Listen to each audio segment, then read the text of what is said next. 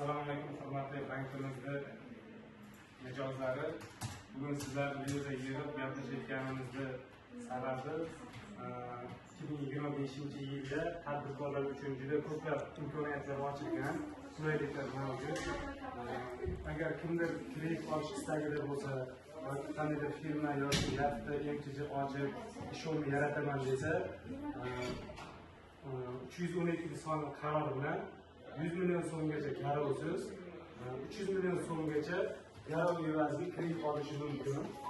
Bunda olingan kreditlar evaziga ishlab chiqarish, xizmat ko'rsatish sohalarini kengaytirish va rivojlantirish uchun olinadi va ishlatiladi va ish o'rnlarini yaratish, chorvachilik yo'nalishini rivojlantirish uchun,